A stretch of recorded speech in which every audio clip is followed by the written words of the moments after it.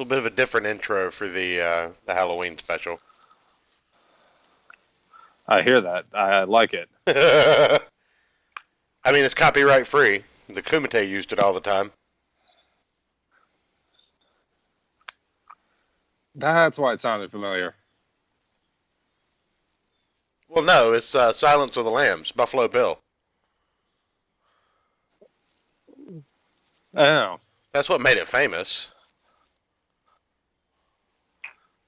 It's copyright free? Yeah. Yeah, the ownership of the music's been in question for, like, since it got made because the people that made it hated it. Oh. Fair enough.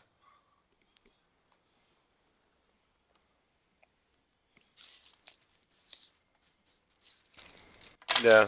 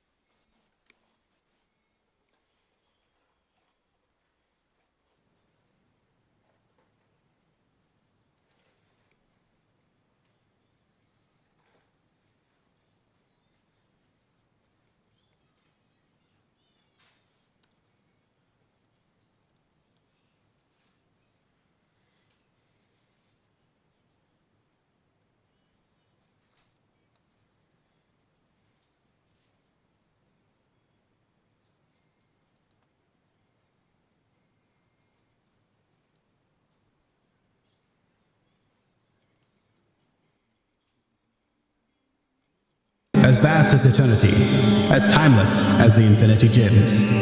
It is the middle ground between the big two and the indie publishers, between sci-fi and mysticism, and it lies between the pages of the reader's imagination. At the summit of entertainment, the dimension of comics, where a humble service is held. We call this service the Gospel of Comics. Hello, everyone, and welcome back to the Gospel of Comics. I am your host, the Church of Failure, who is already boomering up the stream. I had a little bit of intro music playing that was muted to all of you, but we were listening to some Goodbye Horses in the background while we got everything set up. So I hope you guys know we enjoyed it, and I'm sorry you didn't get to. I'll probably play it again sometime during the show. Hey, I mean, we got to enjoy it, so. Well, yeah, and, you know, if I get all my fuck-ups out of the way before the show actually starts, then, you know, maybe we'll actually run pretty smoothly tonight. Well, that's a good point. See, really, that was the plan all along, folks. It wasn't. It wasn't. Don't listen to his lies. So, how are you doing today, man? Oh, well, with me as always tonight here on the Halloween special. Happy Halloween, you glorious, glorious people in the chat. With me as always on this Halloween special is Ayrton McCartney, my trusty co-host. How are you doing tonight, buddy? I'm doing pretty good. besides the goddamn snow. Jeez. Oh, so you made it into snow. I remember Danielle was talking about some snow on Halloween in the Yeah. in the Discord, and that must be a horrible, horrible thing. Mm-hmm.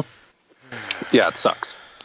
So, And then as soon first snowflake starts, it happens every year, right? it? In Michigan, Is it a yearly of like? yeah, Oh God.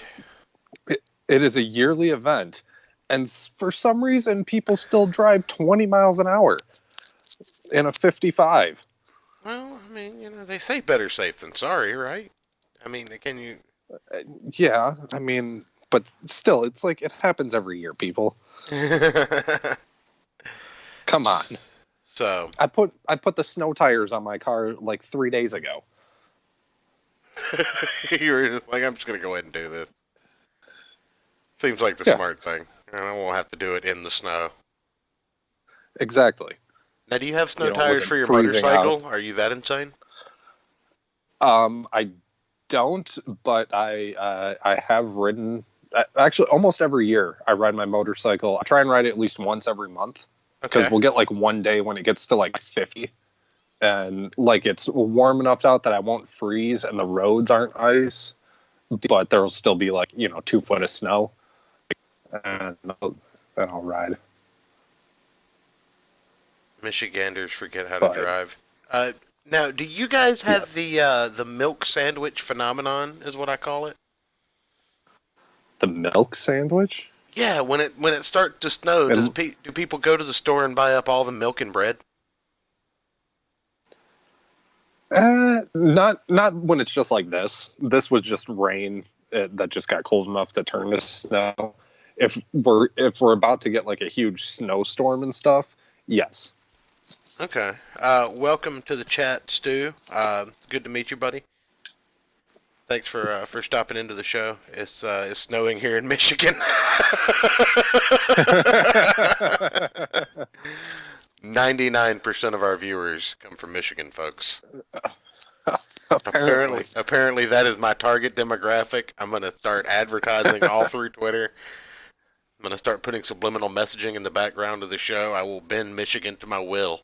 I So wonder how much a billboard costs. it's Halloween. Do you do anything for Halloween, Ayrton?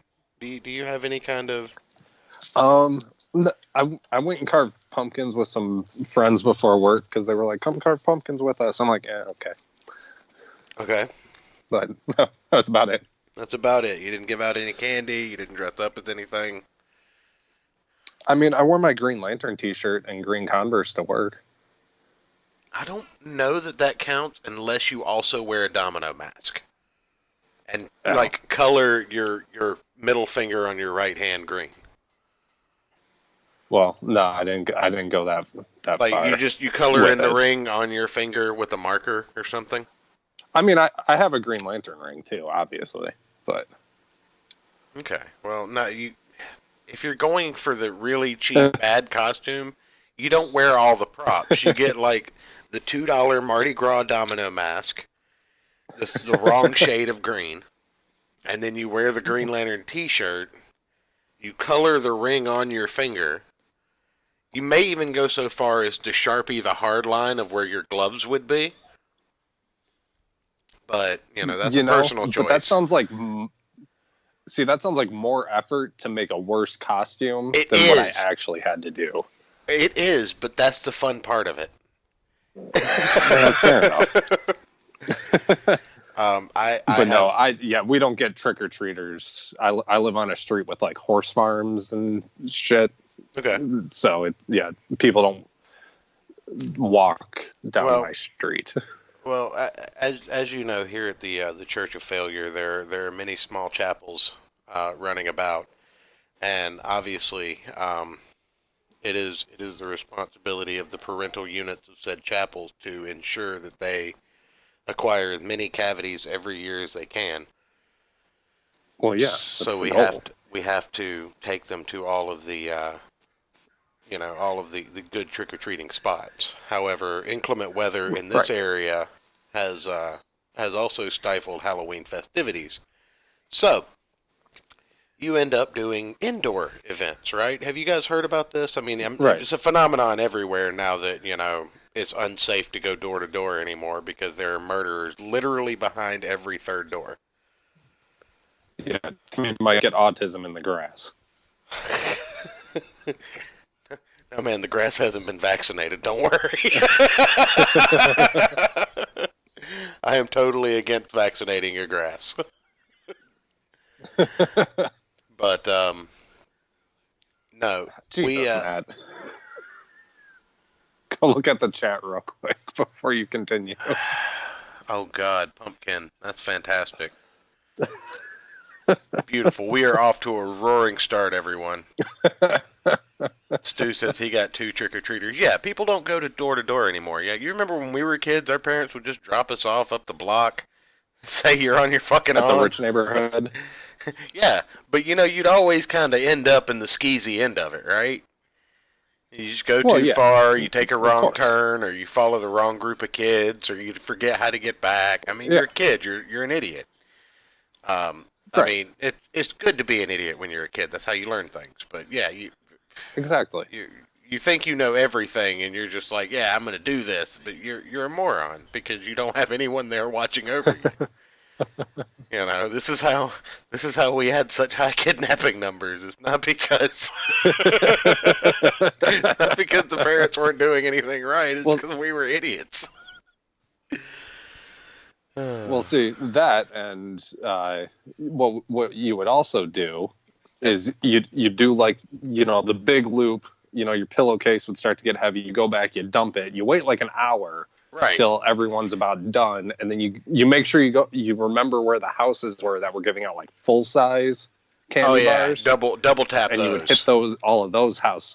Yeah, right at the end because they might give you like 2 or 3. Right. Like the last kids out. Yeah, and you would clean up. But nowadays, I remember there was no.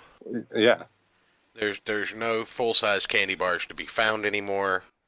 I even heard tell of one house, some lady on the radio called in, like she offers a mixture, like when she does trick-or-treating, she offers a mixture of sweet candy and salty snacks and mechanical pencils and, stuff like that. And I'm like, what is the world becoming? Yeah, I remember there used to be this one house every year they would give out like cans of Coke and like a bag of chips. So you got like a real snack and something to drink like halfway through. Yeah, that was oh man. So that was cool. Yeah, I remember that. It was either that or like Capri Suns or juice boxes or something. Like I remember getting drinks for Halloween. I do remember, or those juice barrels. You remember juice barrels? Oh yeah, man. Oh yeah, you just jam a straw right through that foil. Shit anymore. I think you have to go to Hispanic grocery stores to find them. And this was also before people cared about recycling, so you could just throw the soda can on the ground when you were done. Yeah, you didn't throw it on the ground. I mean, there were dumpsters everywhere. You were in a neighborhood. You don't act like a heathen. I mean, we're heathens, but don't act like it in public. Jesus. Anyway, I mean, we all know that nowadays, because there's a murderer behind every third door in every neighborhood on the planet, that you have to do these indoor events, right? So, I mean, you go to like the mall, or you go to like the downtown area where the city has put something on, or you go to like a church or something like that, right? Yeah. Well, being a bit of an atheist church, I've never done the whole church trick-or-treating thing before. But a coworker convinced me to do the church trick-or-treating thing this year, right? So we get our children ready, and I leave work and we go straight there because it's like 6 p.m. This is when it starts. You want to be there early so you can get in. Right. We stood in line for an hour and 10 minutes. Jeez. To get in this building to trick or treat for like 20 minutes. That's a big to do. Holy shit. 2,000 people come to this church. Wow. And it was just, crap. yeah, it was literally like line simulator, like piss your kids off while standing still for an hour and a half.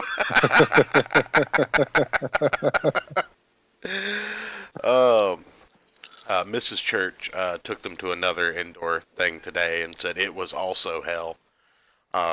But she had an opportunity to give away some of the Alterna comics we got from Alternaween to other trick-or-treaters in the mall.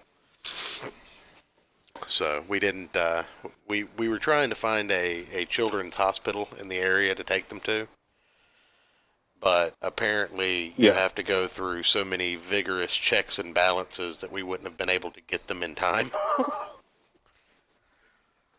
Just to hand the kids some comic books? Oh no, you can't hand them to them, but you have to go through so many levels of just clearance to even bring something in to give to the children. They usually just are just like, don't.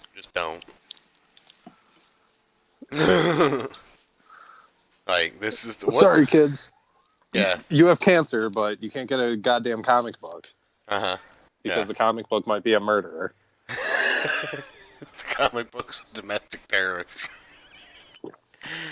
There's alt-right propaganda.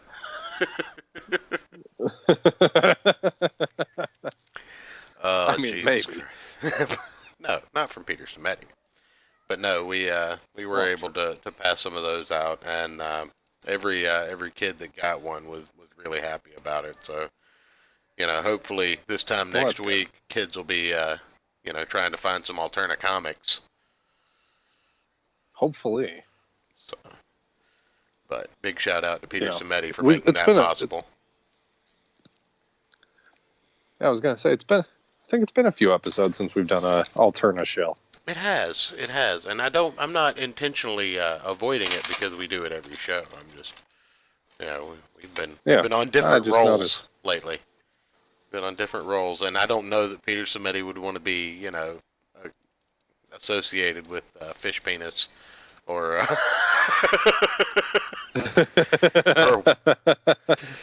or the Watchmen TV show or any of these terrible things that we've discussed over the last month. October's been a rough month, man. It really has. Like, holy crap. What the hell did we get ourselves into this month? We did give a comic book to a Spider-Man in a wheelchair. I think that counts. Yeah. So. I'm blaming this month on the Alan Moore curse. Do you think he cursed us specifically? Do you think we offended him? No, I just think there's a general. Anytime you say his name 3 that has times, to do with Alan Moore. Like because I was spinning around in my chair, like while I was saying his name, I said his name 3 times. So I accidentally spinning counterclockwise, and it cursed us. Exactly. Oh man, you're just breaking up really bad. That's my theory, at least. Okay. Or running theory. All right. So. Yeah, we're probably going to look at some more Alan Moore in the future, but I think we do need to take a break. We're going to slowly wean off of it though, because tonight's book is arguably just as strange. Yeah. Yeah, this was a weird one. Had you read this before? Mrs. Church suggested it to me, actually. I had not. Okay. But I did thoroughly enjoy it. It gave me a very strong vibe of what it was like, what Johnny the Homicidal Maniac was like. Although it was a bit more cohesive. Oh, yeah. Like everything just kind of strung together a little bit better, even though it was random as all shit. I don't know if I'd say it strung together. Like Molars. There was more semblance of a story. It was well strung together like Molars. Right. You know why they call them molars? Ayrton? Which you people will understand that. No, I don't. They call them molars because they're molars. Yay, molars. Oh man. You people will get that In in a just few minutes. in just a few moments. Yes, we'll go ahead and pull the visual up on screen. There. You know, I There we didn't go. mean actually to Google why they're called molars. I was going to do that. The definition is in the back of the book, isn't it? Isn't it? Definition for molars is like the Well, last I know page of the story. like Oh, where their name originated from? Is that what you're going I for? might have missed that. Yeah, what like the word actually Okay. means. Probably something very strange in Latin, like plant eater. Malaris dens meaning millstone tooth Yeah. Okay. All right. because it like grinds like a millstone. There we go. See, we're like Sesame Street here. We're teaching you guys something. The word of the day is fuck.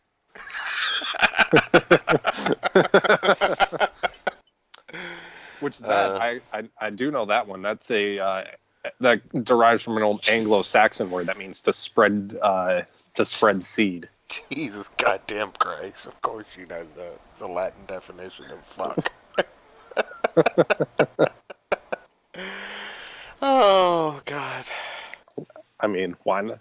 Why not? Don't ever change, Ayrton. Don't ever change, buddy. I don't want this dynamic to ever be different. I always want you to say things that just make me go, why?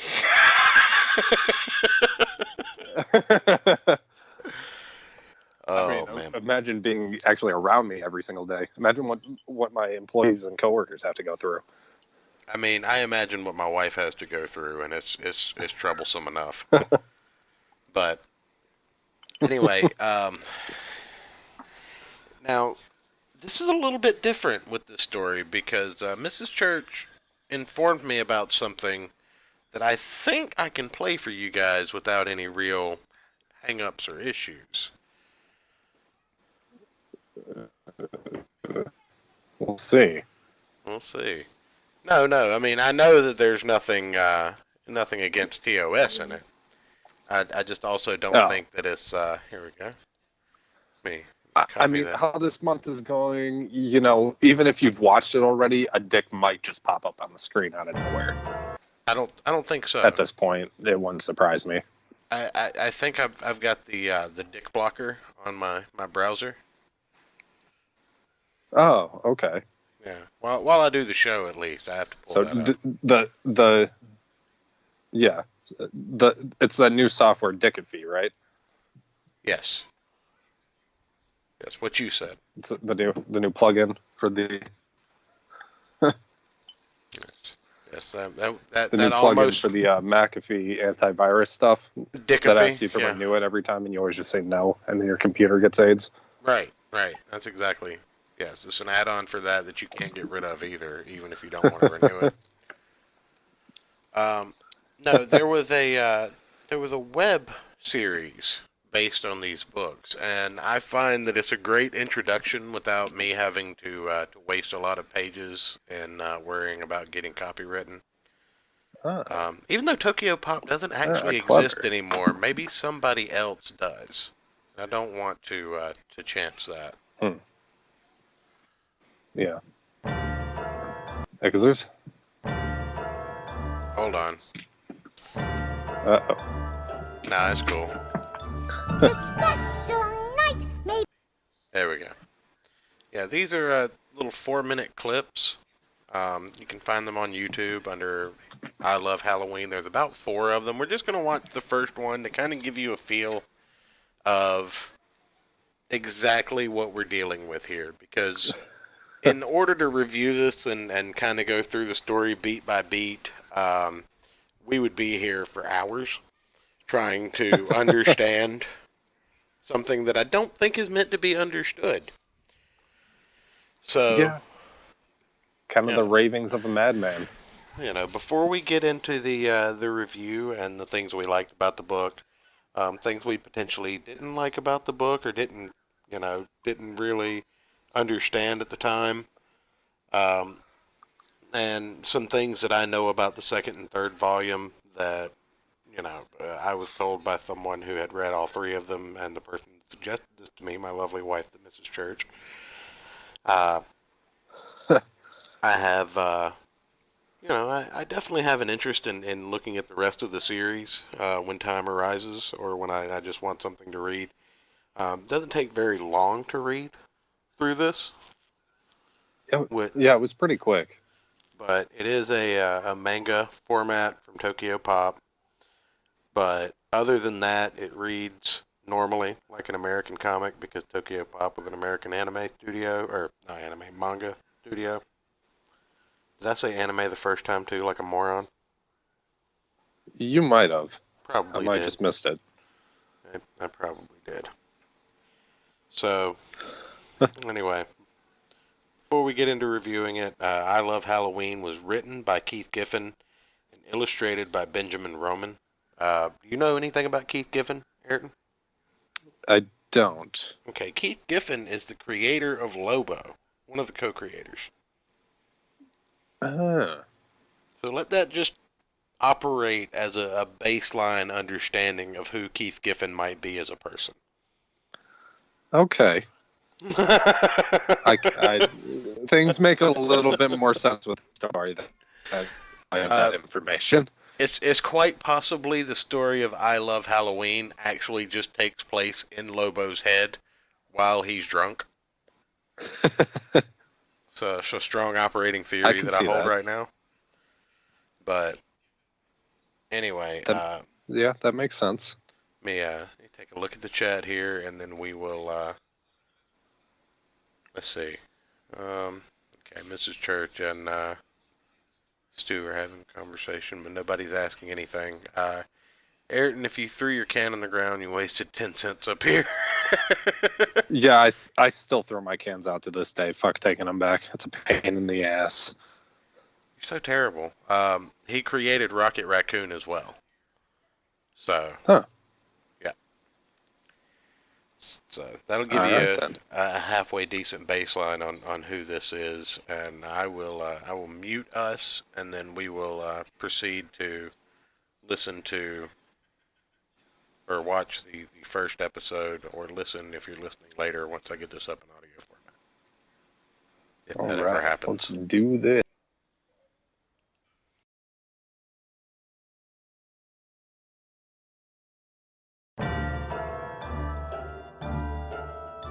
The special night may be filled with gore, 'cause we got to raise our candy score. We're just like children, you may know, but we leave bodies wherever we go.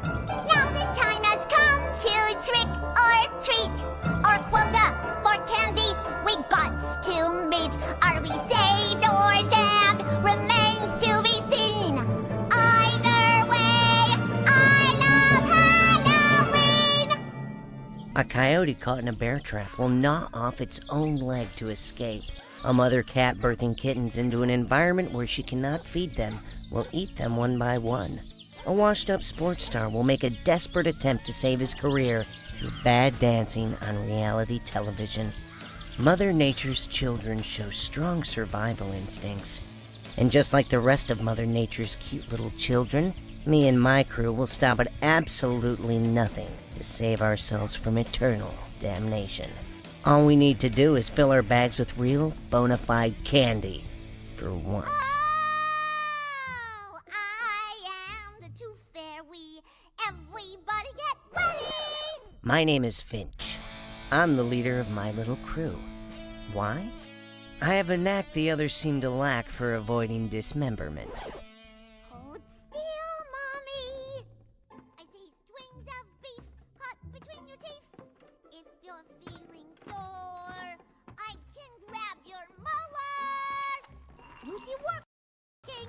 Say, oh! I'm leaving! Me too. Gets me a big one this time. Calls a molar 'cause it Now that is disgusting. Pink birthday cake makes me want to hurl. I'm leaving. How come they call it a molar? You're the tooth fairy. You tell me. Woo! Got the molar! Yay! My sister, Moochie. Moochie! Basically, she's a Shirley Temple musical, except for the part of Shirley Temple is being played by Jeffrey Dahmer. Ever dawn on you they might be needing their teeth for when they come back? Nope. Tooth fairies' needs come first. Only took the pretty ones. They got lots left to eat the living with. Eat the living? Meet Pig Pig. His current parents are Jewish. Kind of ironic, huh? Eat the living. Like in the zombie movies. No, like in The Sound of Music. Yes, like in the zombie movies. Cool! Like Dawn of the Dead with that Marcellus Wallace guy. I was thinking more Romero. Mr. Kitty. Trolla! Finch, Moochie, Pig Pig. Don't call me that. If you're not a pig, what the hell are you? Mr. Kitty. The opposite of a pedophile. Kid obsessed with molesting adults. The hell do you call that? I'm a pig, just don't Just call ignore me. the fact that you're wearing a giant papier-mâché pig's head? So, Finch, who's coming back? What who's coming back? Who's coming back to eat the living? It's not definite. Did you say eat the living? Uh-huh. Like in the zombie movies. Sacred moment. If trick or treat time were your only chance for salvation, you'd call sunset a sacred moment. Oh, right. It's that messed up dog of yours, ain't it? He's talking about Mush. Mush's leg humping used to bug the hell out of Mr. Kitty. Damn thing up and died, and now it's gonna come back, and Did dogs come back? they did in Resident Evil. And you're quoting that as some kind of documentary evidence? It's a big movie. I'm sure they did research. And I'm pretty sure those dogs were Say- lab mutations and not zombies. Sacred moment here? Screw your sacred moment. If there's zombie chomping going down, I wanna know. Sunset! Yay! Trick or treater time! Scenes from next episode.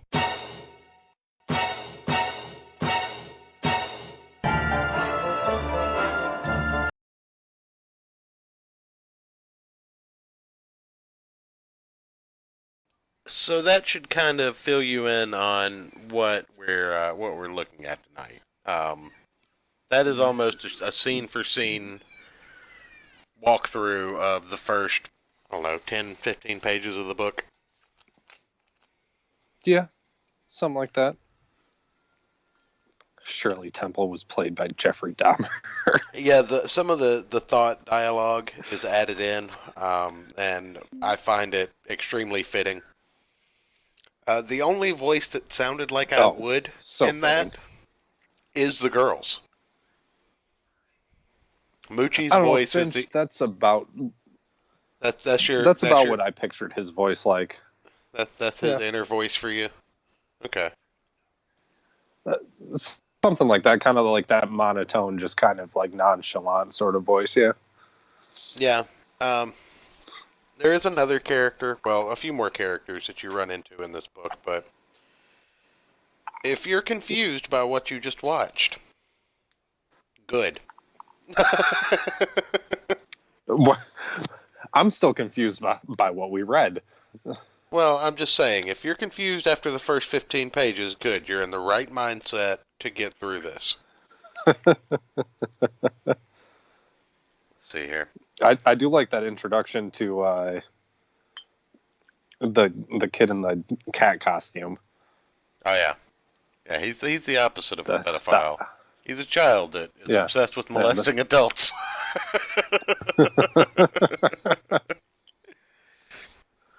Which is a fitting description. Oh, very fitting. So, I mean, don't they just call that a rapist, though? you know, I was hoping that you like- weren't going there. I was hoping maybe one episode in I mean- October could not have the word rape in it, but appreciate that, buddy. God damn it. Keeping it alive. We got to keep rolling with it at this point. Gonna get to a point where people just search rape in the Gospel of Comics. Fuck. Exactly. See, people will be researching like the new neighborhood they're looking at. They're gonna move into. Like, okay, are any of the people, on our street like sex offenders or rapists? But then they might get an advertisement for Gospel of Comics too through Google. So, you got to play those algorithms. I don't think that's the algorithm we want to play here.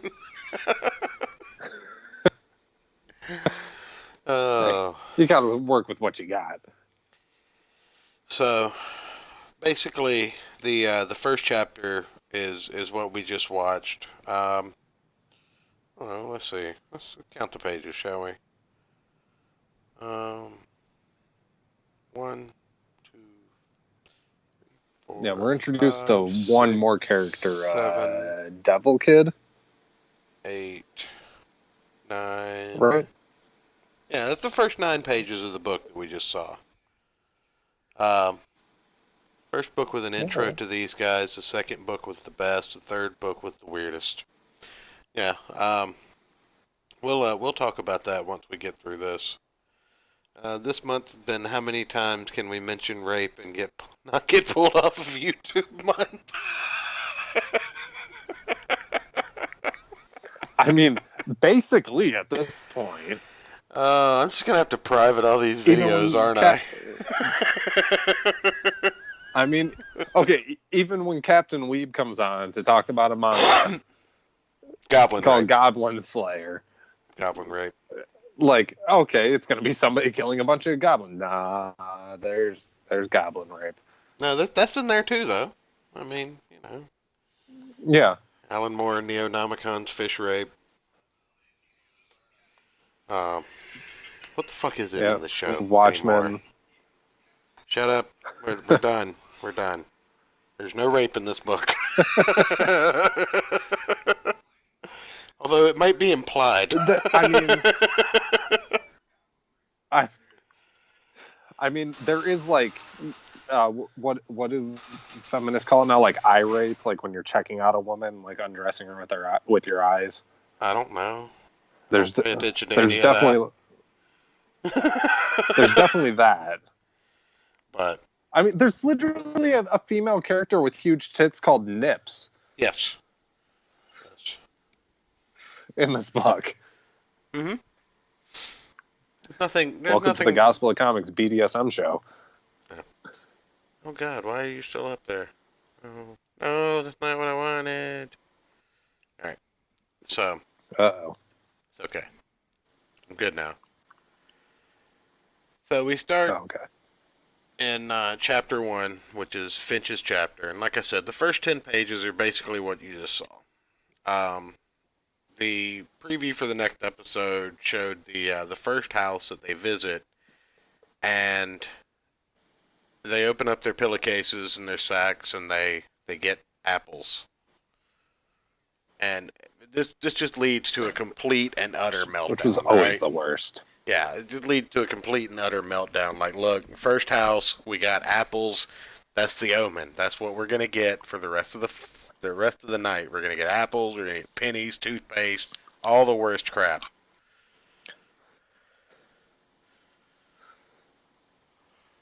Like how our viewership went up after. I mean, that is what happens, right? Yeah, I like how our viewership just went up by like Wait, 2 or our 3 people viewership went up after what? after I started talking about the R word.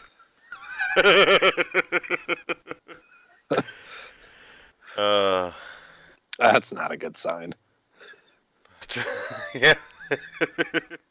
The show just goes down, folks. I'll just jump People in the Discord live chat for a little while. So, just F's in the chat if it gets pulled down. That'll be good. Appreciate you. Yeah.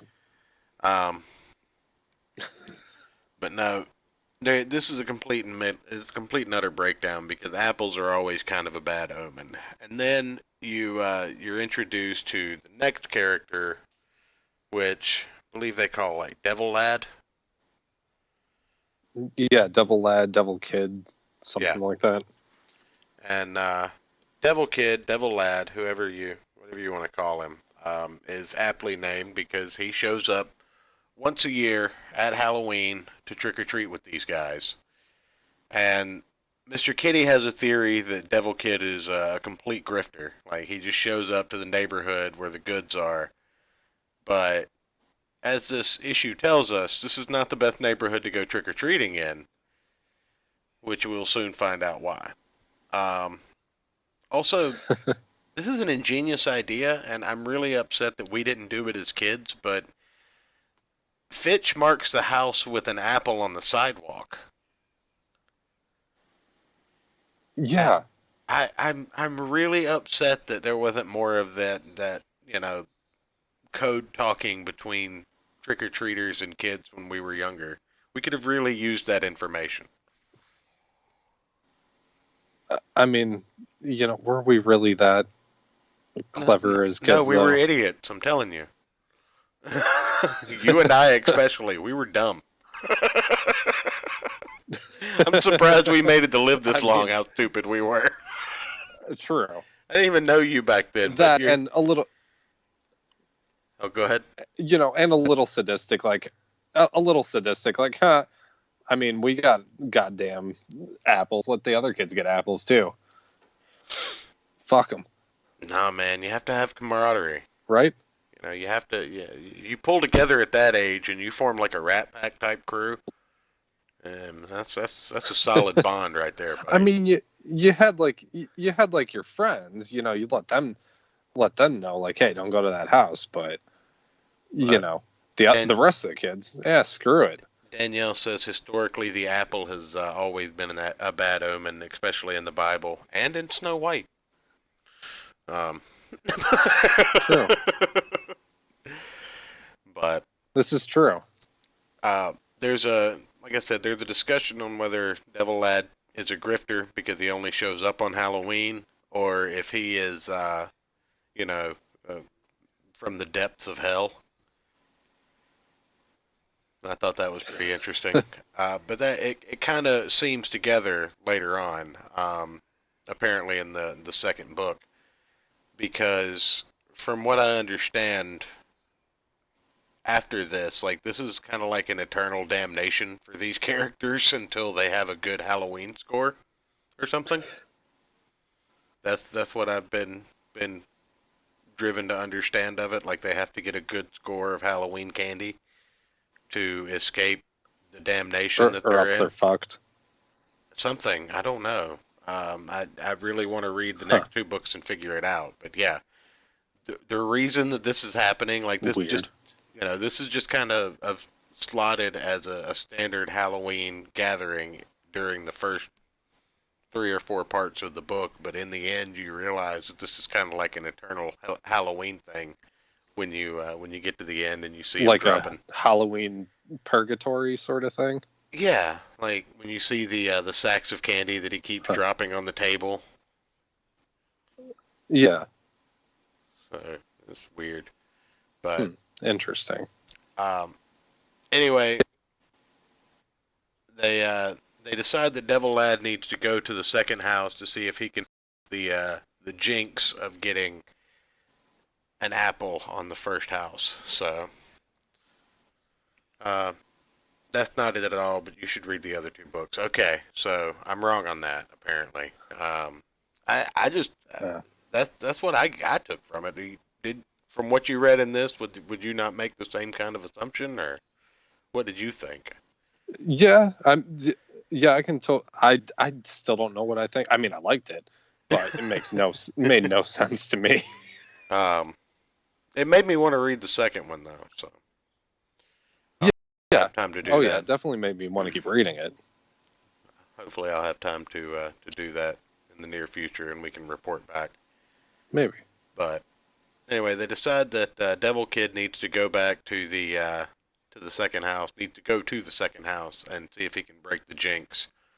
After a little bit of back and forth, he does, and he comes away with something called a chocolate willy, which I'm just assuming is like a sugar-free candy substitute type. Or it's like See, I thought it would be something like what were those mounds? The goddamn like chocolate covered coconut with almonds in them. Gross. Like it's still candy, but it's kind of gross, and you don't really want to eat it.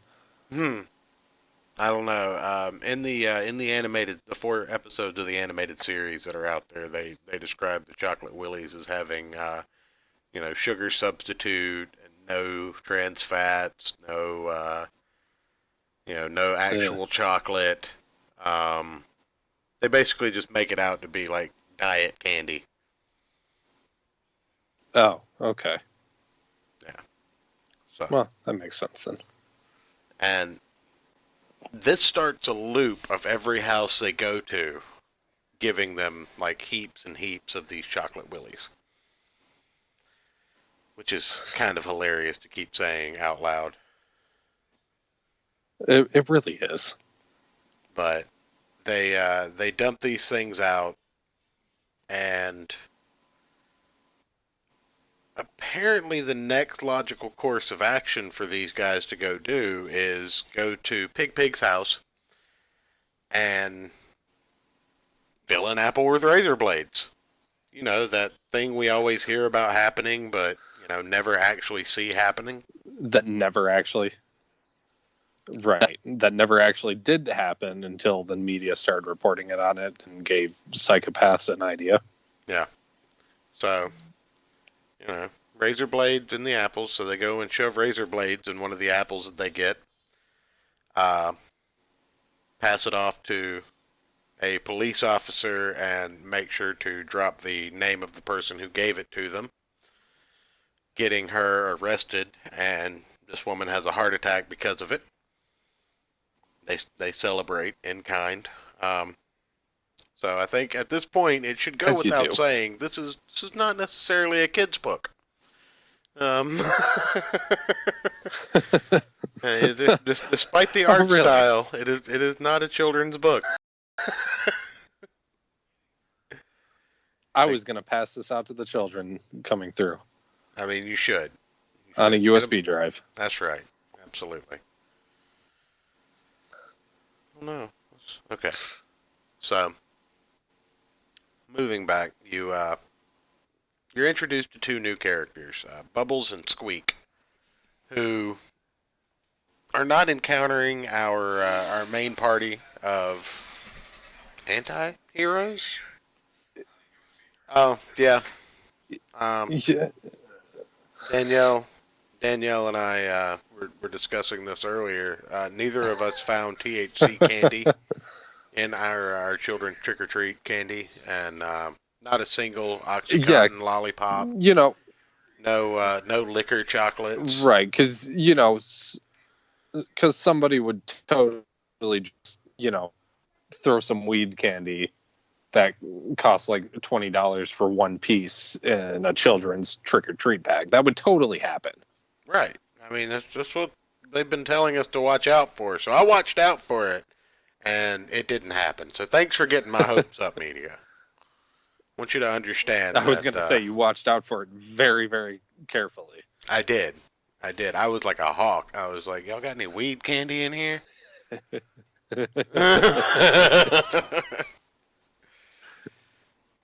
But, you get any Oxycontin suckers? Y'all got any ecstasy pills that look like Smarties?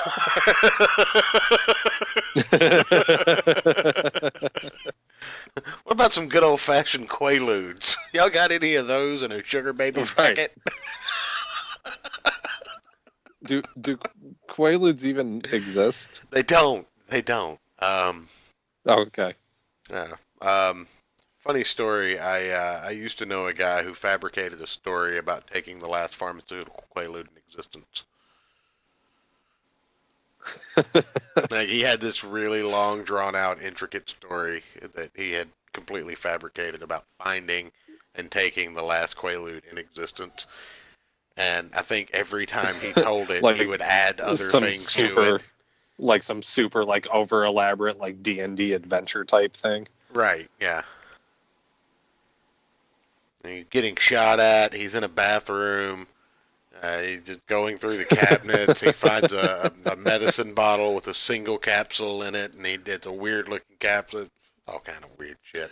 You know, and the police chase, and some drug dealers are chasing him, trying to get their Quaalude back. I mean, like, what the fuck? they're one singular flight Quaalude. Well, because it's priceless, because it's the last one, right?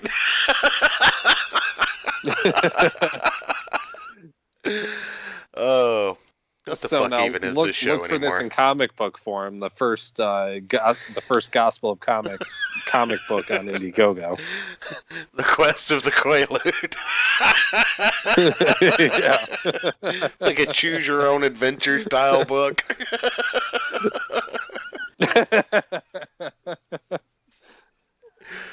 Oh, I mean, I bet people would dig it. I think it'd be pretty interesting. I don't know that we could actually distribute it on Indiegogo or Kickstarter or anything like that. Yeah, sure we can. Yeah, why not? Have a code word for Quaalude. People would love it. Anyway, Bubbles and Squeak. We're introduced to Bubbles and Squeak, which are the two bully-looking gentlemen, and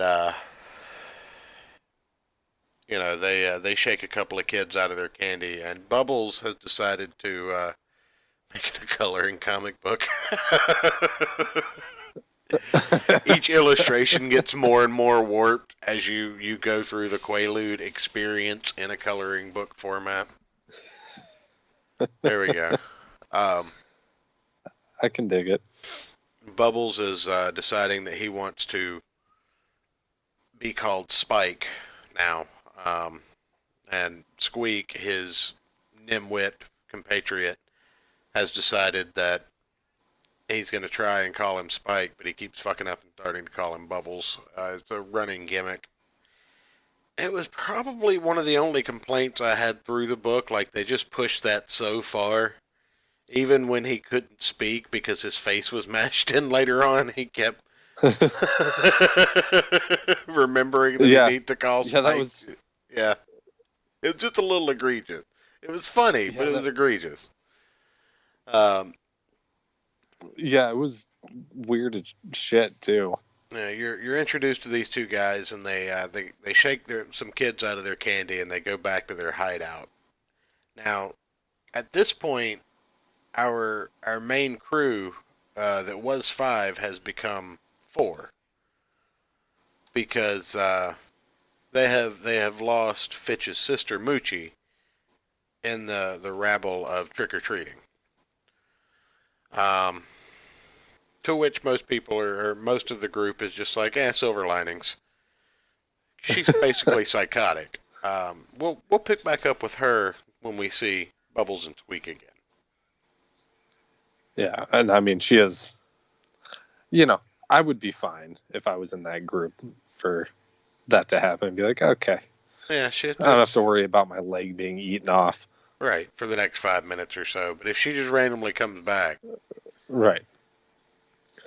But yeah, here we, after you meet up with them, you get to the part where they do the apple thing. I'll pull an image of that up, even though we've already talked about it.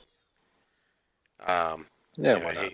He name drops the woman who, gave him the apple. The cop, obviously bleeding to death because of the razor blade infested apple.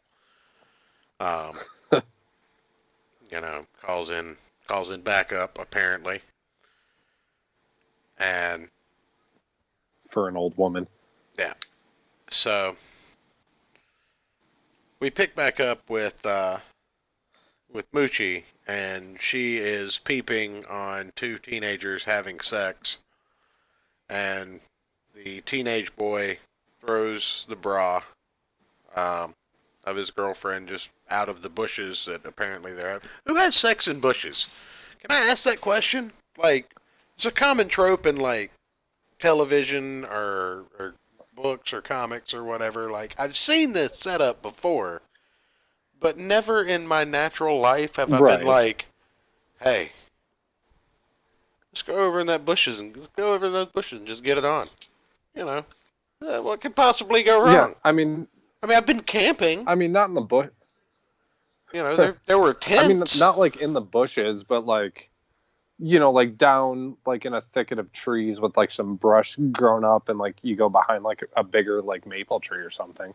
I've done that. So this does happen. This is a thing. Yeah. You don't lay on the ground. She kind of like bends forward up against the tree.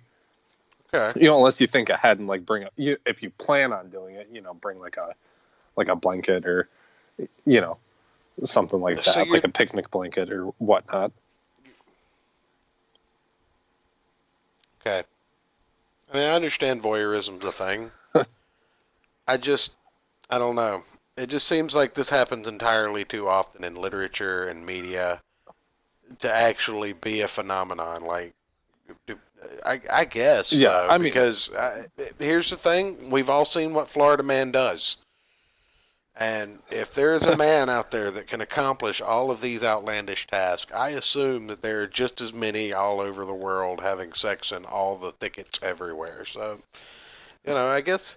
I guess in that way, Yeah. It never occurred to me like, hey, there's a little growth over there. Let's,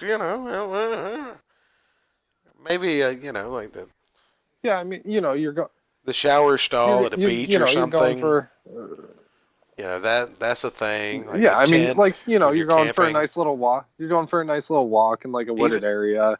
Even maybe, you like grab her ass every now and then you're like, hey, that looks a little bit overgrown, and there's a big ash tree we can go behind. Let's go.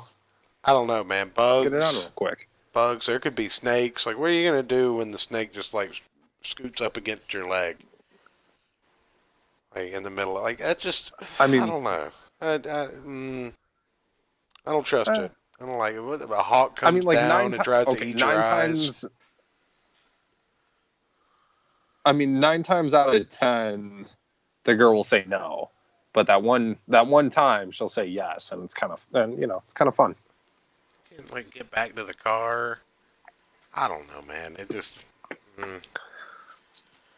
Cars are too cramped, though. I guess maybe it is a teenager thing too, because you don't have like homes and vehicles you can do this in. Maybe that's what I just right. I'm not a teenager anymore. It just doesn't occur to me. I know I know the consequences of getting caught. Indecent exposure is a sexual offense. I'm not dealing with that shit.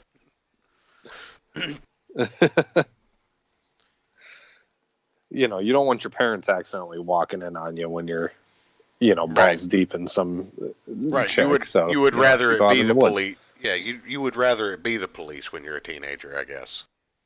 Yeah. Right, because then you'll at least be charged as No, then at least your parents won't see you having sex and won't be able to make fun of you at family gatherings later. I don't know how we got here, but now that we're here, Moochie catches these two having sex and steals the girl. I can picture you. Don't even finish that sentence. We're done with that thought.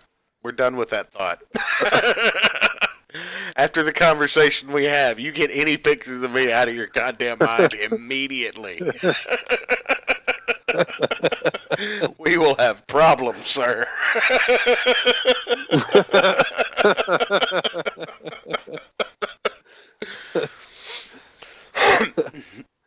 I mean,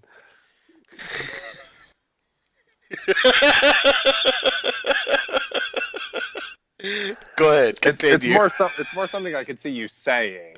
Okay. I could see you, walking in on your. I could see you walking in on your son when he's a teenager, be like, "No, come on, son, you got to put your back into it a little bit. You're doing it all." In my bathrobe and my whitey tighties with my shotgun. Is that not? Yeah, is that not something you would say? Oh man, I don't know. I've not been put in that position. Daniel got THC lollies. Didn't you wear a bong gas mask? Man, I don't think you were going to the same trick-or-treating locations that we were. I think it was expected to get THC lollies where you were going. Anyway, getting back to it.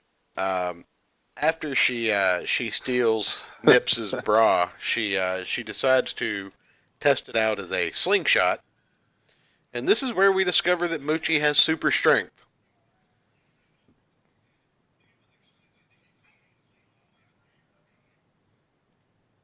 So, Is it super strength or is she just good with physics?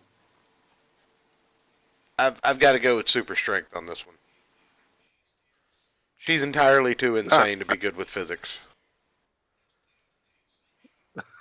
You're I'm a sorry. metaphysicist? I They're have. not sane. It's a different kind of insanity, though. Like, if she was good with physics, she wouldn't be able to accomplish 90% of the things she does. But we're talking about a good point. seemingly like 6-year-old just ripping teeth out of people's skulls with pliers and slingshotting a rock through a tree.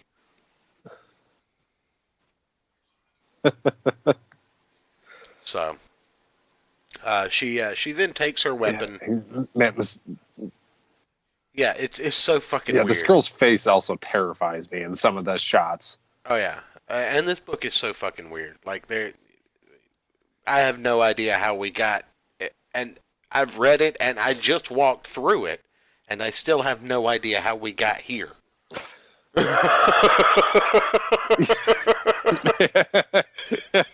Yeah, I'm still as lost as the first time I read it.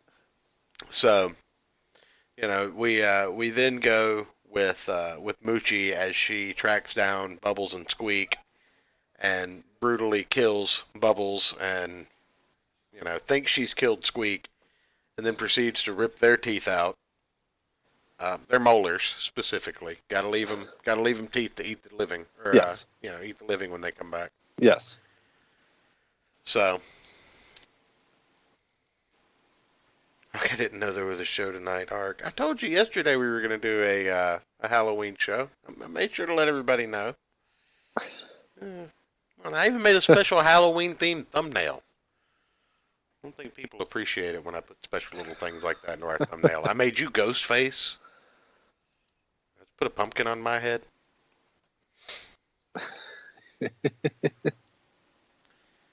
But, Missed that? I actually saw it. huh? Oh, the thumbnail? Yeah. You. Oh, nice. Yeah. There's some bats on there. Gravestones. Yeah, I saw like the bats and stuff. I missed the pumpkin and the ghost face. Yeah. We have to be in costume. Well, of course. Anyway. But, I understand that life knocks and the whole sleeping thing. It's important. But, yeah, she brutally kills Bubbles and, mentally scars Squeak even further than he already was, to the point that he goes and acquires a handgun and goes out in search of revenge. In between that, though, Against a little girl. she did rip his molars out and kill his basically his boss. Yeah. But before we get to Squeak's revenge, which I will now call that chapter, we pick back up with the trick or treating, and Nips and her boyfriend are. Can I show that? I can show this, right? She's covered. I mean, people have drawn worse on stream. I don't know what. It's okay. I was going to say, I don't know what you're showing. There was no nudity in this book. Was there? No. True. No. But Just, anyway, nipples. Just like Jennifer Aniston, circa Friends nipples. right. What's going on, Captain Weep? What's up, Captain? So, Mrs. Church appreciate it. I appreciate that. I appreciate that you appreciated it. But Nips and her boyfriend confront the crew because obviously Moochie is Fitch's sister, and they give Fitch and the gang exactly 1 hour to recover her bra, and it's at this point because, as she says, well, you forget why she wants the bra back so bad. It's because she has huge tits, and they're very expensive and hard to find in her size. No, I understand that, but I've got the image up. I assumed you could, anyway. Just got off streaming and wanted to hang out. Well, we appreciate it, man. I've also been flooded with text alerts from a tweet I commented on. I really got no other alert because of it. Hey, man, I think I was in that same thread, buddy. I think I was right there with you. More fish penises required. God damn it, Daniel. No. No. Not for at least another month. No. Yeah. Yeah. We're not covering Alan Moore for at least a month. But anyway, I figured everyone would imply that it was because she had large mammaries and needed her covering back. Well, I mean, yeah, but I mean, she flat out she complains about it for like a couple panels. Oh yeah, it's actually one of the wordier parts of the book. This isn't a very wordy comic. It really is. But this is where you get a really good look at how obsessive Mr. Kitty is with older women and large breasts, because he's already commented on, was it Pig Pig's mom? Or no, it's Pig Pig's neighbor. Pig Pig's neighbor is apparently flashing everyone at a party. Oh yeah. And he's because she got new tits, and he was watching. Yeah, he was obviously entranced with that, but they pull him away from that, and then he encounters Nips and can't stop staring at or talking about her breasts. So that's pretty fantastic. He literally is just obsessed with the older women in this comic. I mean, I can bring back. No. We're looking at a wholesome comic book tonight, sir. No, we're not, but it's still more wholesome than that. I mean, comparatively speaking. Now, we flip over after they've been tasked with retrieving this brazier, and they walk off and just proceed with business as usual. They're like, should we look for her? They're like, nah, she'll turn up. They've given 1 hour. So we flip over to Moochie, who is now dragging the corpse of Bubbles in a wagon, or a little cart, and dragging him along. What? Yeah, did I miss something? Was there a transition or something that I missed, or is she just all of a sudden just dragging him? She got him in a wagon, Obviously, she's super strong. Okay. Remember? Right. I just... that showed up. I was like, wait, did I miss a page? Or is she just doing it for the hell of it? Yeah. Why else does Moochie do anything in this book?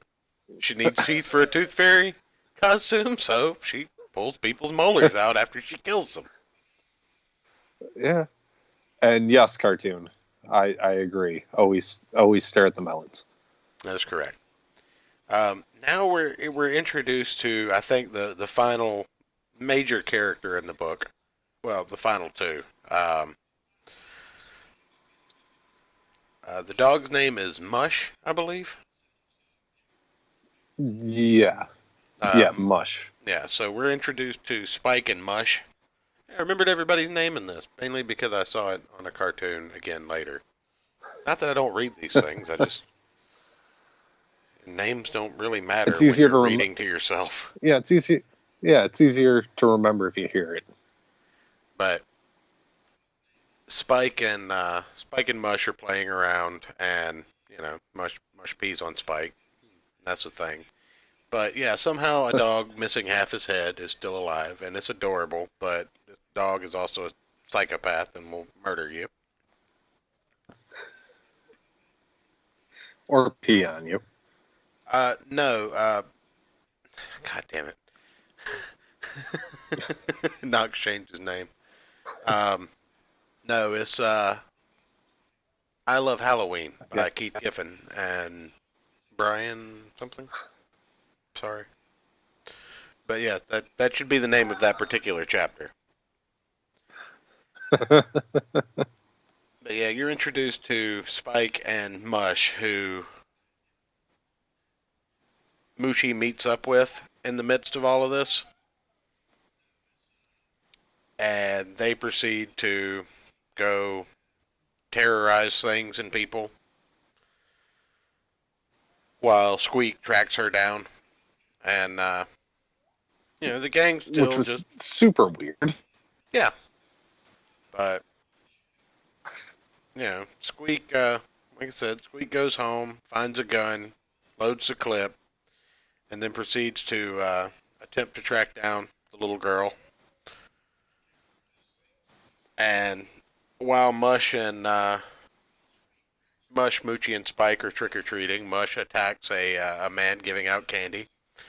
So, Moochie and Spike basically just go in dude's house. When they go into his house, they This is just very dark. This is probably one of the more twisted parts. Yeah. If that's possible. After, Moochie just uses a bra as a slingshot to cave in somebody's face. This part's the twisted part. Oh, I think you wanted me to read the title of the comic. What is this? The Adventures of Nipple Tits and the Missing Brazier? I'll look for that clip the next time I see somebody's gone live and you post it. I'm going to need you to distribute that around. I'm going to want to hear that on someone else's show. Now that I've said it. And look out for that going live on Indiegogo, First Gospel of Comics. That's right. Project. Right. The Adventures of Nipple Tits and the Missing Brazier / Stolen Quaalude. Eh? Yeah, it'll be like a Sherlock Holmes type story. Right. So, again, this is very disjointed. It doesn't make a whole lot of sense. There's not a whole lot of rhyme or reason to why this book is what it is, but that doesn't make it any less fun. If you like stuff like Johnny the Homicidal Maniac, Invader Zim, I feel like you'd like this. If you like just weird stuff that you don't really have to know a whole lot about, or know a whole lot to understand. Captain Weeb says this seems very if you squee. like just general insanity. Squee is done by the creator of Johnny the Homicidal Maniac and Invader Zim. So yes, this is very squee. It's not by them, it's by Keith Giffen, but this is, to me, this is very reminiscent of Johnny the Homicidal Maniac type, Yonan Vasquez type artwork and writing. Yeah. Yeah, But it's definitely got that weird, like, kind of an insane sort of over accentuated, like, facial expressions and stuff like that. That's a very good description. This is like Squee if Scotty Young drew it, and I agree with that 100%. You know who Scotty Young is? The guy that did Little AVX or whatever, the baby chibi Avengers and X-Men. Yeah. So, anyway, they go into this woman's house, and it's very weird, but, they find out that she's got false teeth, so the girl just goes absolutely nuts. Moochie just loses her fucking mind and proceeds to eat the woman's face off with her own teeth. I thought she like bit her nose off with the false teeth. She kept going though. Oh, did she? Yeah. I don't know. That scene was, I don't know, so messed up. I didn't entirely look too hard at that scene when she's like coming out of the lady, and there's like entrails and shit lying around casually. Like, yeah, the full page spread. I'll pull that up. Yeah, my wife is not that scene, but I'll see. I think there's a page right after that scene that I can pull up. I mean, I can pull either one of them up. It's just, whew.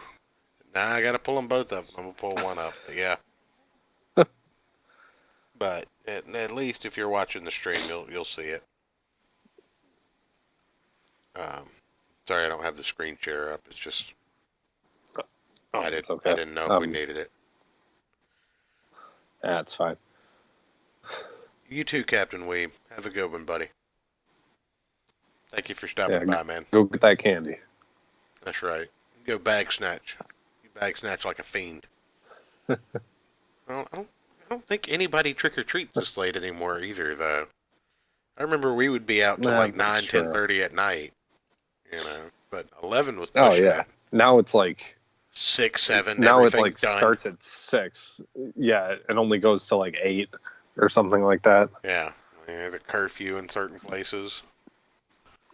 Yeah, because you don't want to get molested or anything. The second page here shows that the screams continue, and the Moochie says now bites the pooty parts, which I don't want to even know. Okay, did you have a hard time like actually reading her dialogue? No, I heard it in the voice that was on the animated episode earlier, and I read everything in that voice, and it made complete and perfect sense to me. Okay, I could see it was. I don't know. I had a hard time reading some of it because it was just so like spastic. Even her dialogue is disjointed. So after the excursion with the old woman who was eaten with her own teeth, at least to a certain degree, Spike and Moochie and Mush all make it out, and it's because the government got involved in trick or treat and put curfews. Yep. You're not wrong, but no. Anyway, at some point, Mush gets a hold of Squeak and just destroys his entire plot of, getting revenge. And then Squeak shoots Mush, empties a clip in him, and it doesn't stop the dog, which is missing half a head. So again, there's no reason given that this dog with half a head and a body full of bullets is still moving, but okay, all right. Yeah, you just kind of have to roll with it.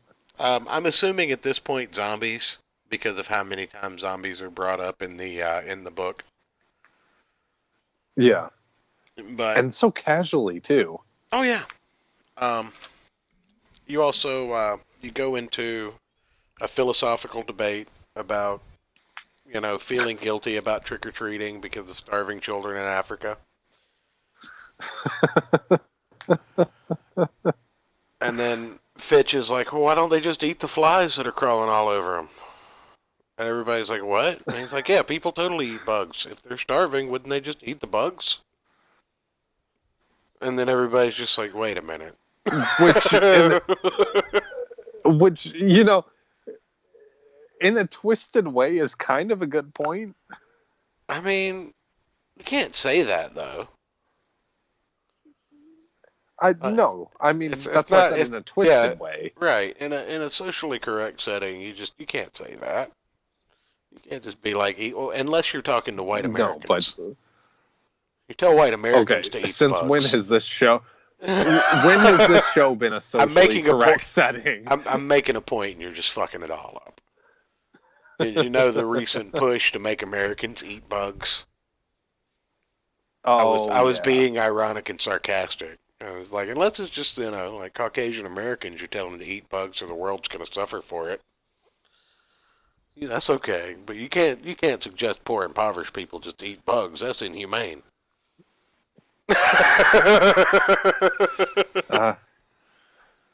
That's a good point. That they I thought wish you were trying to like, say they, we were they like talk some about high-class show or something like that. Mrs. Church. They talk about the dog being like they talk about they wish the dog was dead and it needs to be dead because it's a menace, but I don't think they mention that it is dead. They just mentioned that it's Moochie's dog and that it's kind of weird and Yeah. that she's weird. Yeah, I didn't catch that they mentioned it was dead in this issue. Okay, how do you milk a cockroach? In a blender, I'm assuming, with almond milk. Oh, I thought it would be like a real tiny stool and a real little bucket. I'm gonna clip out you saying tiny tool later. When I ask an appropriate Stool. question. Oh, a tiny stool. Okay. A tiny stool and a real little bucket. Half a head and full of lead. Yeah, that's an apt description. But anyway, then they that sounds like a good name for a heavy metal band. I was thinking like Russian industrial, but okay. Yeah. I'm joking. I don't ever think about Russian industrial music. But anyway, they move from the philosophical discussion about bugs to deciding, that they may have to kill Nips and her boyfriend. And that's that's just a casual conversation that they have because time is coming up. But Nips and the boyfriend have lost track of the gang, and this is when Squeak shoots the dog, and then Moochie and Spike sneak off with the dog, and then crash into Nips and her boyfriend. So this is kind of the reunion, the wrap up. This is about the final place of the story where everything just kind of wraps up and threads. So all of our characters have finally come back The together finale. at this point. Yeah, all of our characters have finally come back together. And we still have no fucking idea what's actually happened through any of this. But after Moochie, Mush, and Spike knock over Nips and her boyfriend, she, Which I still think is so funny that she's called Nips. And has never given a proper name. Nips is her name. Yeah. But she gives chase, and you get an interesting shot of her boobs just resting on this puppet boy Spike's head. Yeah. So he apparently is stuck underneath them, which, whatever. I mean, yeah, I won't go there. Thank you. I appreciate that. Probably more than you know. So,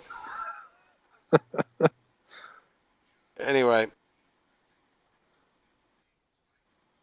they all kind of come back together, and Fitch is like, I told you she'd turn up, and referring to Moochie. There's an altercation between Mush and pretty much everyone else except the main group. And then, Mr. Kitty is obviously infatuated with the fact that Nips' shirt got wet falling into the stream, I guess, that is there probably specifically for this moment. Right. There's an altercation And Fitch is like, I'm gonna go clear this up. It's my sister. I gotta deal with it. Then Pig's like, he's our friend. We gotta go help him. So Devil Lad also goes to help, and somehow Mr. Kitty gets roped into it as well. Somewhere in the altercation, Mush bites the genitals of the boyfriend. So he's on the ground writhing in pain. And Spike basically explains, or not Spike, yeah, Spike basically explains to Squeak that he's going to be Mush's dinner.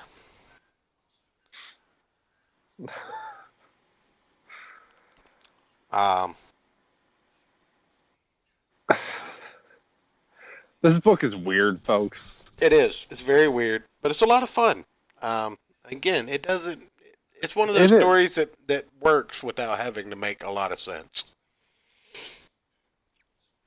Like this is kind of like that show that was random for the sake of being random, but did it halfway decently.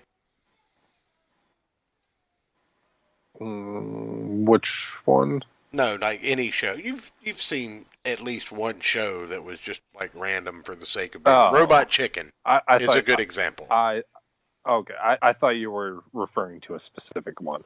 No, this is kind of like Robot Chicken, right? Yeah, I could see that. So, anyway, at a certain point, Nips gets her bra back, explains that Fitch is gonna, replace it or whatever. And this is about the time that Nips notices that Mr. Kitty is basically just staring a hole straight through her. And I see it too. Yeah, like you do when there's a well-endowed female with a wet T-shirt and you're prepubescent. Yeah. And she asked if he would he'd like to be flashed. And then she proceeds to flash him. And which is where my suspension of disbelief just kind of ended. Yeah. Oh yeah. I've never been caught staring at a woman's chest and she's like, "Do you just want to see them?" I can't say that's ever happened. And then what happens? But although his head explodes. Come to think of it, though, I did get flashed while singing karaoke once. Okay, I think that counts. It was really weird. And then the chick came up with her boyfriend or something. It was drunk off her ass. It was like, "Do you like threesomes?" And she wasn't that good looking. Yeah, her face kind of looked like a jack-o'-lantern on November 23rd. And I was just like, I've never had one, so I don't know. She's like, "Well, here's our number. We love that stuff." And I was like, "Okay, thanks." Anyways. Or post-pubescent, says Knox. Thanks, Stu. We glad to have you, buddy. Tap in more often. Oh, thanks. We're here 4 times a week. Just we don't know what days those are gonna be set in stone yet. Always during the weekend, though. Always Saturday and Sunday. Besides Saturday, Sunday, and Monday. Well, we'll figure that out. Usually Monday. Usually Monday. Yeah, we're working on the schedule still a little bit. Was that at the inn, Ayrton? Oh God, we're getting it was at O'Brady's. Getting some doxing lore here. Now you know where to find Ayrton when he sings karaoke. But Mr. Kitty. Oh yes, you turned down a threesome with this chick. She had the boobs where they're long and thin and kind of look like a U. Wait, I don't even want to know. Anyway, getting back to it, Mr. Kitty's head explodes, and that the only reaction was, well, didn't see that coming. So Nips faints, and all the corpses get piled up into the wagon and dragged back to a secluded graveyard, in which Pig is elected to dig dig the graves of everyone who's died, and then they bury everyone, and then they go home Is and say that they'll do it again isn't next the year. secluded area called Moochie's Magic Garden of Happy Friends. Yeah. Yes. Jim Morrison's grave is there. Mr. Kitty has a grave there. that made me laugh. Mr. O'Malley, Pig is there. Bubbles is already there. There's three Pig graves? Yeah. So, I don't know if this is like a Really South weird. Park Kenny thing where they just come back, or, but apparently, from what I know, spoiler alert, Volume 2, zombies are a big deal. So, you can draw from that what you will. All of these characters are going to come back as zombies or whatever. No, Knox. It's more like porridge in a tube sock. Oh, God. Anyways. Why would you say that ever? He asked. Ayrton, Yeah. you know what's about to happen, right? I mean, really, I think you should fire Knox for asking me. No, yeah, I'm sorry. Ayrton, you're fired. Yeah. God damn it. Can you fire me if I'm still on strike? I mean, I don't give a shit what you do on your personal time as long as you're here for the show.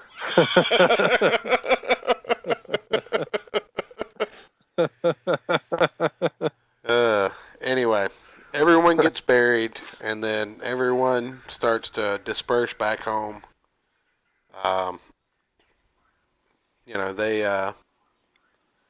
They depart, and Fitch just, asked Devil Lad, next year, you think we can get together before Halloween, maybe? He's like, it depends. On what? This and that. And that's the exchange. Devil Lad just kind of walks off. Pig asks, you ever think about following him home? Fitch is like, all the time. And? Not gonna happen. So, very interesting, the reverence they have. Really weird.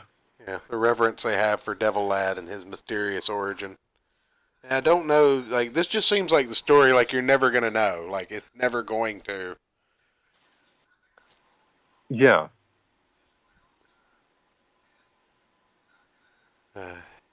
Can't fire a fan, but you can ban them, though. Not here, we can't. We don't play that crap. I assume that anybody that is causing a ruckus and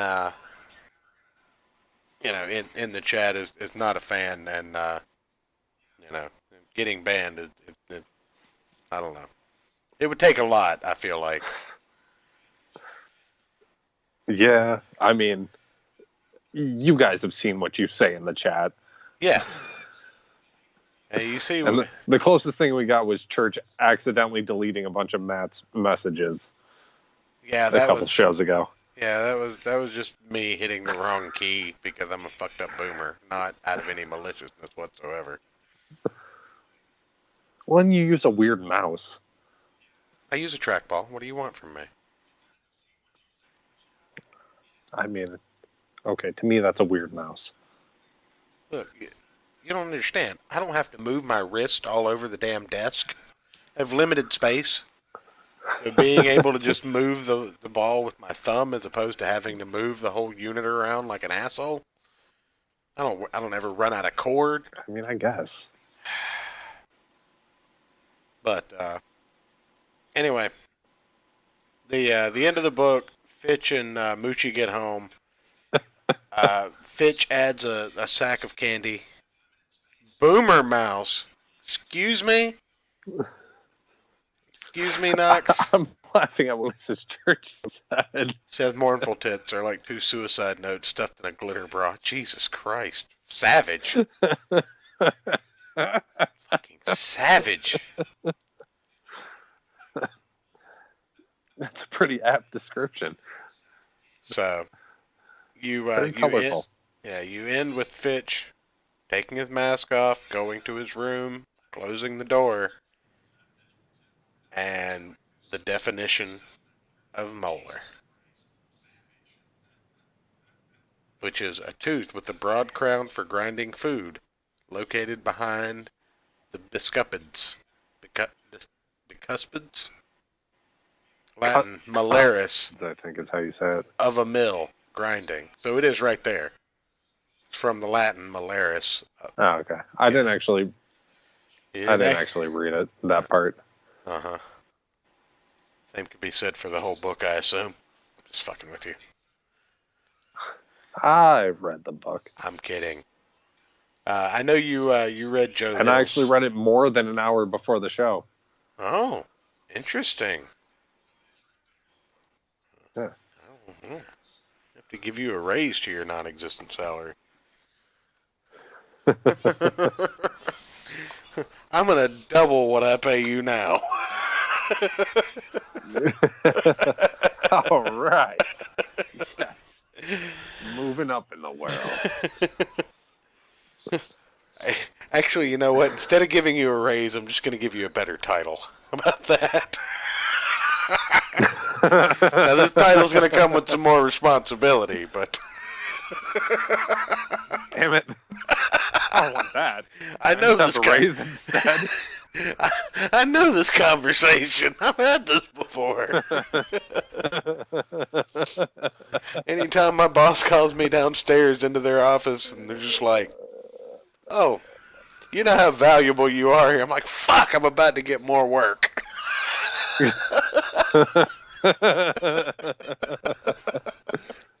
God damn it.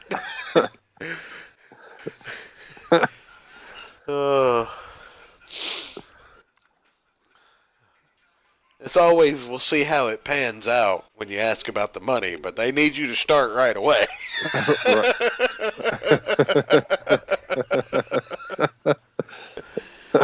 Anyway, I love Halloween. If you're a fan of stuff like,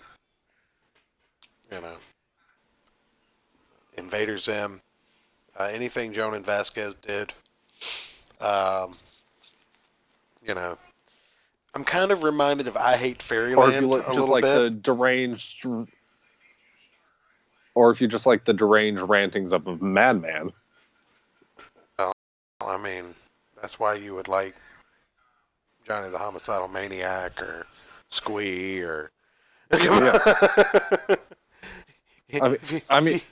Basically, if you like listening to us two idiots Right. talk, you'll Right, like this- this. You'll like this book. Yeah, but pretty much. That's a pretty apt description there. Thanks for that. But yeah, I mean, nothing nothing really bad to say. Like I said, in a few parts, like I'm not even gonna lie. In most of the book, I was completely and utterly lost. Like I have no idea. And I have very little hope that any of the questions that I currently have are going to be answered. But No, I assume it's just like, okay, this is just kind of what happens here. yeah, Just deal with it. Yeah, just accept it. Yeah. Don't give Ayrton ideas on how to manage. He's going to do all of that. He was already going to do all of that because all of that's been done to him. God help me if anyone ever gives me underlings.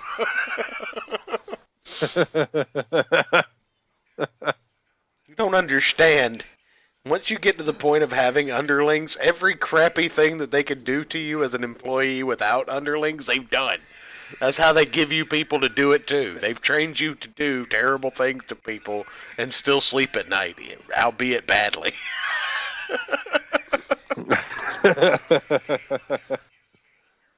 Oh, but Hey, that's what the whiskey's for.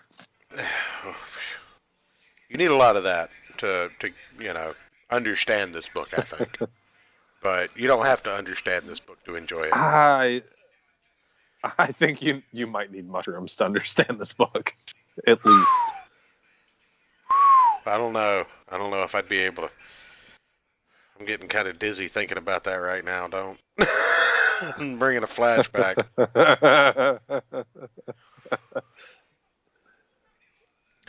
Okay, so somebody in the chat needs to take mushrooms and read this book and then report to us in the Discord how that goes. Well, I got 3 pages in before a hole melted in the middle of the book.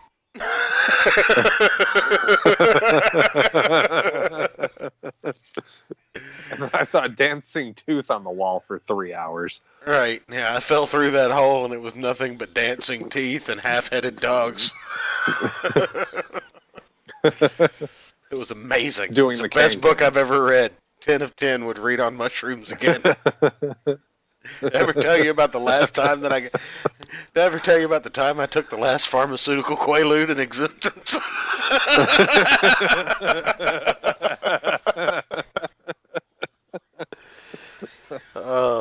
And that. But you guys can find out if you go check out Indiegogo. Yeah, go check out KickFundMe for the adventures of Nipple Tits and the missing brassiere / the last pharmaceutical Quaalude. There's going to be ninja assassins. It's going to be awesome. No, it's not. It's going to be terrible. But buy it. No. I'm kidding. I'm kidding. I don't think anybody's ever done that on, well, I'm sure someone has, but I don't personally know of anyone that's ever done that with a comic book. Just put out a shit product for a cash grab. However, we would never do that. I'm joking.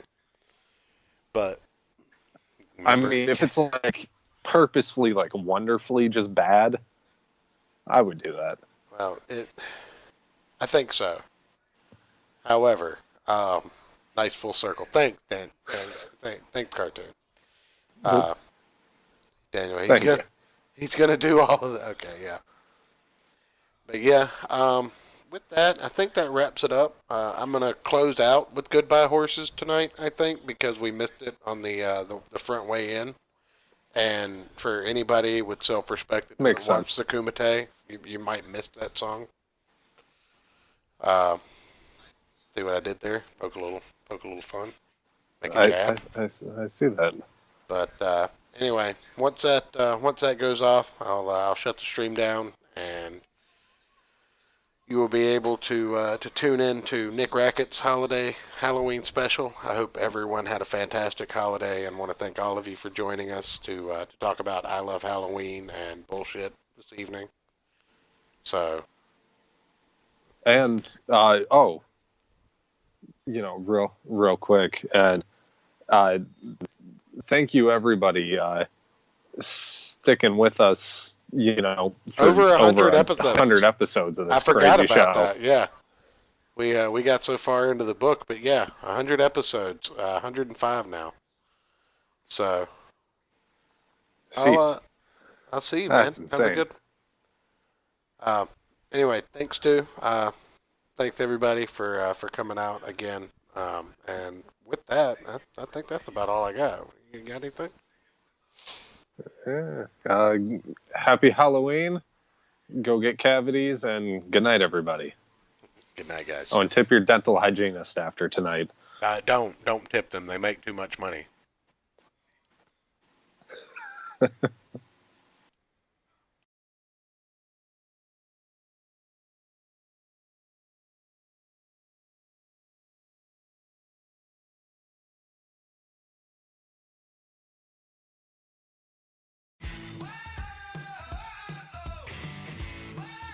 So practicing and perfecting.